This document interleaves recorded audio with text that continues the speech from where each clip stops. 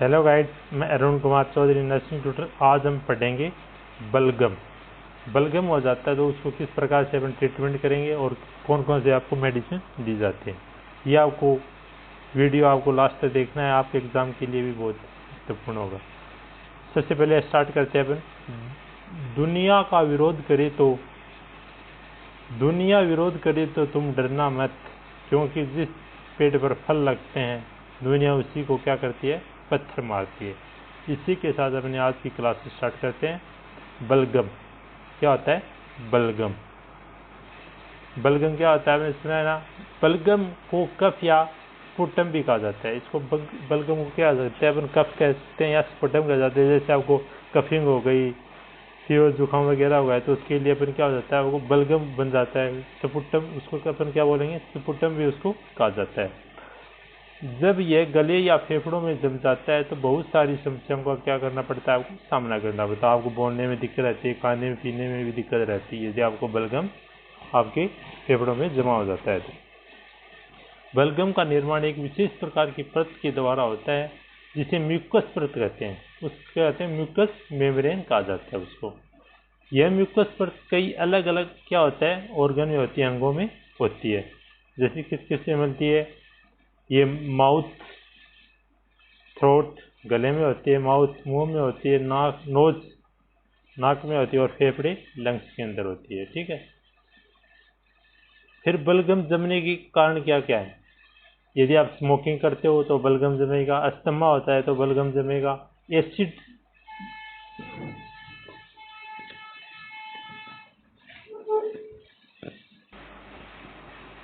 Reflux के अंदर, pneumonia के अंदर, एक्यूट ब्रोंकिराइटिस, क्रोनिक ब्रोंकिराइटिस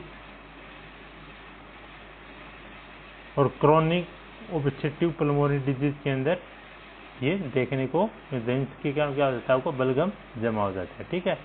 तो कौन कौन से हैं फिर एक बार रिवाइज करते हैं। स्मोकिंग, अस्थमा के अंदर, एसिड रिफ्लक्स, निमोनिया, एक्यूट ब्रोंकिराइटिस और क्रोनिक ब्रोंकिराइटिस और chronic obstructive pulmonary disease. Next आता है बलगम जमने के लक्षण। यदि बलगम जमा होता है तो कौन कौन से साइन सिम्टम दिखाई देंगे? नाक का भरा हुआ रहना या बहना, गले का भरा लगना, गला जो आपका थ्रोट होता है वो भी क्या होता है, उसमें भी ऐसे लगता है कुछ भरा हुआ है। कभी कभी आपको कफिंग होता है, खांसी में खून आना, आवाज़ में अत्यधिक बैठ जाना, और की आवाज़ भी क्या हो जाती है, बहुत गरगर की आवाज़ आती है और आवाज़ बैठ जाती है। सांस लेने पर खरखर की आवाज़ आना, जब आपकी ब्रीथिंग स्टार्ट होती है, आप सांस लेते हो तो आपको खरखर की क्या आती है, आवाज़ आती है। फिर बलगम का अपन का घरेलू उपचार क्या करेंगे अपन? आप लेमन, सिनामन, हनी को यूज़ कर सकते हैं। जिंगर टी, ब्रेंडी, ओट और हॉट जो पिप्रेस होते हैं उनको भी अपन यूज़ कर सकते हैं। और गार्लिक, हल्दी, मिल्क एंड ट्यूमेटिक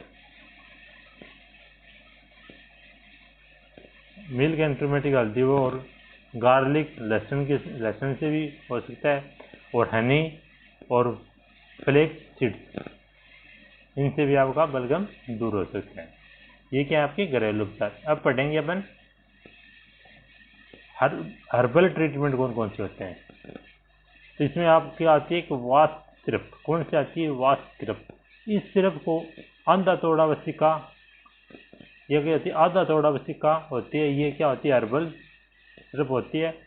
इसको ये किसके नाम से जाना? आधा तोड़ा वसिका के नाम से इसको जाना जाता है। ये क्या होती है? आधा तोड़ा वसिका के नाम से मिलती है।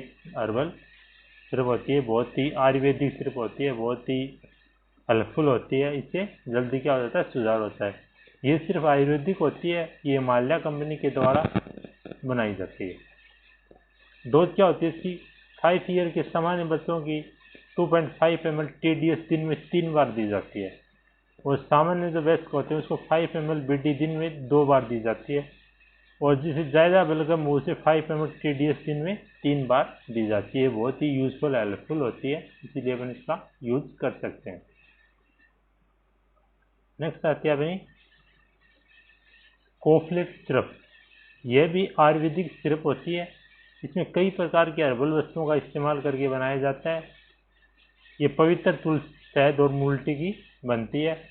इसकी डोज क्या होती है? 5 ईयर के जो बच्चे होते हैं उनको, सामान्य बच्चों को 2.5 ml TDS दिन में 3 बार दी जाती है। सामान्य जो वयस्क होते हैं एडल्ट, उनको 5 ml BD दिन में 2 बार दी जाती है।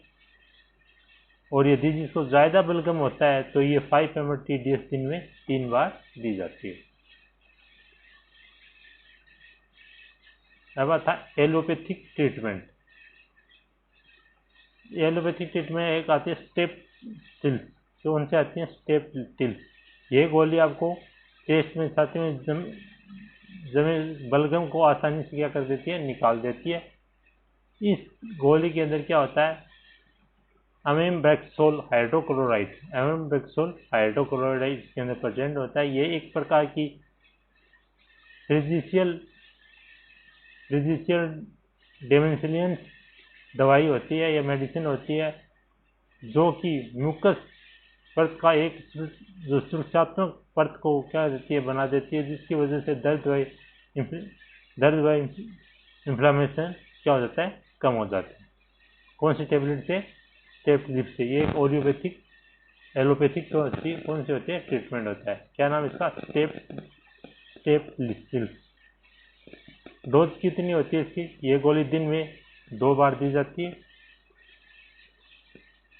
फिर आती है एक ब्रोमिन। इसमें क्या होता है? गोएफेंसिन होता है, पोटेशियम आयोडाइड होता है, अमोनियम क्लोराइड होता है। किस नाम से मिलती है? ब्रोविस के नाम से मिलती है। और उसके अंदर गोएफेंसिन होता है, पोटेशियम आयोडाइड होता है और अमोनियम क्लोराइड होता है। इसकी डोज कितनी होती है? ये कम बलगम वाले, जिसमें कम बलगम जमा होता है, उसके लिए 5 ml BD दिन में 2 बार दी जाती है। और जिसके ज़्यादा बलगम होता है जमने वालों को 5 ml TDS दिन में 3 टाइम दी जाती है। ये एलोपैथिक मेडिसिन होती है। ठीक है। फिर आता है ड्राई कफ, सूखी खांसी के लिए। ये सबसे यूजफुल सिरप है। इसका नाम है ग्लिंटकट सिरप। ये दिस सिरप बिलोंग्स एंटी-ट्यूसिव क्लास। ये एंटी-यूजेसिव क्लास की दवाई मेडिसिन होती है। ये खांसी को क्या कर देती है? रोक देती है, बलगम को भी दूर करती है। It is available in suspension from that use to treat dry cough. ये तरल रूप से होती है और ये सूखी खांसी को इस्तेमाल की जाती है। इसकी कंपोजिशन क्या होता है? इसमें क्या क्या होता है? इसका घटक क्या है? इसके अंदर क्या होता है कंपोजिशन? इसके अंदर कंटेन लिवोसेप्राटाइन, फेंडिजानेट, equipment to levocetirizine, hydrochloride in flavours सिर्फ बेस। कलर इसका सनसेट होता है ये, और ये मैंगो फ्लेवर में आती है। ठीक है। इसके अंदर क्या होता है? कंपोजिशन होता है। नेक्स्ट इसकी डोज 5 ml TDS दिन में 3 बार लेनी होती है। लगभग ये 5 दिनों तक आपको लेनी होती है। साइड इफेक्ट क्या होगा? डिजीनेस, चक्कर आना, ड्राई माउथ, मुंह सूखना, हेडेक, सर दर्द में। नेक्स्ट आती है अपनी dextromethorphan. It is antitussive class medicine that decreasing activity in the part of the brain that cause coughing. ये क्या होती है? एंटी-ट्यूसिव क्लास की क्या होती है? मेडिसिन होती है, दवाई होती है। ये जो मस्तिष्क की में जो आपकी खांसी उत्पन्न करने वाली क्रिया हो क्या कर देती है? आपको क्या कर देती है? उसको रोक देती है। फिर आती है आपकी नेक्स्ट टेक्रोमेथाफोर्मेन प्लस क्लोरोफॉर्मिन। जो डेक्टोमेथाफोर्न होती है खांसी में काम करेगी, और क्लोरोफॉर्माइन होती है स्टेमाइन की जो क्रिया हो क्या करती है? रोक देती है। इस्तेमाल क्या होता है इसका? ड्राई कफ के लिए, रनिंग नोज के लिए और वाटरी आइज में इसका, वाटरी आई आंखों में पानी आने पर इसका यूज किया जाता है। फिर आती है dextromethorphan plus chlorpheniramine and plus phenylephrine. ये जो phenylephrine reduce the swelling nasal passage. जो कई बार आपको यदि ज़्यादा कफिंग होता है, नेजल डिस्चार्ज होने लगता है, आपकी नोज के अंदर क्या स्वेलिंग आ जाती है, तो उसको क्या करती है, जो भी आपकी नोज के अंदर जो पेन स्वेलिंग आती है उसको, सूजन को क्या कर देती है, ये कम कर देती है। ठीक है, ओके, थैंक यू गाइस। यदि आपको वीडियो अच्छा लगे तो चैनल को लाइक शेयर और सब्सक्राइब जरूर करें। फिर मिलते हैं कुछ अच्छी वीडियो के साथ।